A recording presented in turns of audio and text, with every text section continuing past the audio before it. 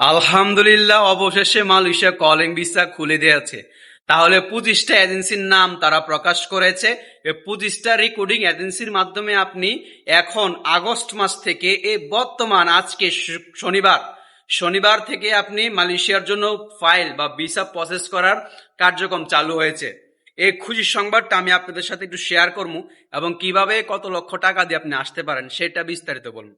যাই হোক, যারা এতদিন যাবত অপেক্ষা করছেন মালয়েশিয়াতে ওয়ার্ক পারমিট ভিসা বা কলিং ভিসা আসার জন্য, তাদের জন্য এই সুখবরটা খুবই গুরুত্বপূর্ণ এবং ভিডিওটি শেয়ার করে দিবেন যাতে অন্য মানুষ এই ভিডিওটি বা নিউজটা পায়। দ্বিধাদ্বন্দ্ব বা উল্টাপাল্টা দলের কাছে টাকা কখনো জমা দিবেন না। আমি এইখানে 25টা এজেন্সির নাম ও তালিকা দিয়ে দিয়েছি। এই সমস্ত 25টা এজেন্সি শুধু কেবল মালয়েশিয়াতে কলিং ভিসার সম্পূর্ণ কার্যক্রম বা প্রসেসটা চালু করতে পারবে এবং আপনাকে মালয়েশিয়াতে কাজের ভিসায় এদেশে আনতে পারবে।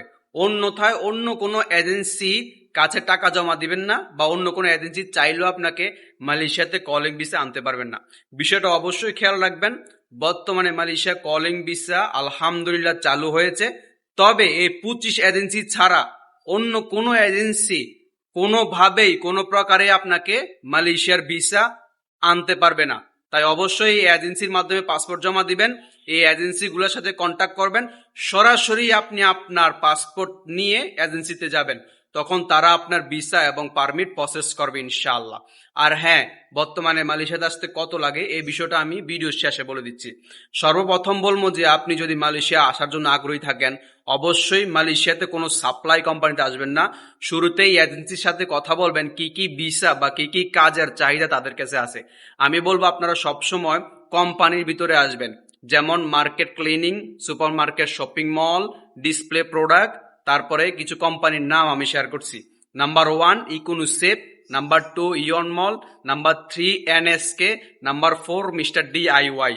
এসব কোম্পানিতে আসলে আপনার জন্য অনেক ভালো হবে এবং ডাইরেক্ট অনেক ফ্যাক্টরি এবং কোম্পানি আছে, সেইগুলোতে আসার চেষ্টা করবেন। কখনোই সাপ্লাই কোম্পানিতে আসবেন না।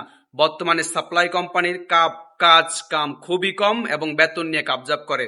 ইনশাল্লাহ আমি আপনাদেরকে সঠিক তথ্য দেওয়ার জন্য এখন ডিউটি থেকে আইসা রোমের সামনেই আপনাদেরকে এই তথ্যটা দিচ্ছি, কারণ আজকে একটু আগে ঘোষণা হয়েছে মালয়েশিয়া কলিং ভিসা চালু হয়েছে। এই সুখবরটা আপনি শেয়ার করে সবাইকে দেখার সুযোগ করে দিবেন। এবং মালয়েশিয়াতে আসতে বর্তমানে বিগত দিনগুলোতে সরকারি রেকর্ডিং 2 থেকে 2.5 লক্ষ টাকা খরচ হওয়ার কথা ছিল, কিন্তু এটা কখনোই সম্ভব না। যেটা সত্য সেটাই প্রকাশ করব। একজন কন্টেন্ট ক্রিয়েটর হিসেবে বা নিউজ আপনাদের কাছে পৌঁছানো দায়িত্ব হিসাবে আমি সত্যটাই প্রকাশ করবো।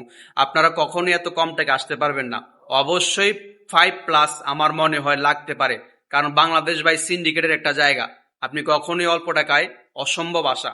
তাই সমস্যা নাই, আল্লাহর উপর ভরসা রাখুন। যেহেতু বাংলাদেশে মাতৃভূমি আপনার, ওই দেশে জন্ম গ্রহণ করেছেন, তাহলে ওই দেশের সিস্টেম অনুযায়ী চলতে হবে, কিছু করার নাই। ওই 5+ মানে 5+-এর মধ্যে লাগতে পারে। ইনশাল্লাহ এর মধ্যে আসতে পারেন। আসলে আপনার জন্য ভালো হবে, খারাপের কিছু নাই। তারপরও যে যে কোম্পানির নামগুলো আমি বলেছি সেগুলোতে আসবেন।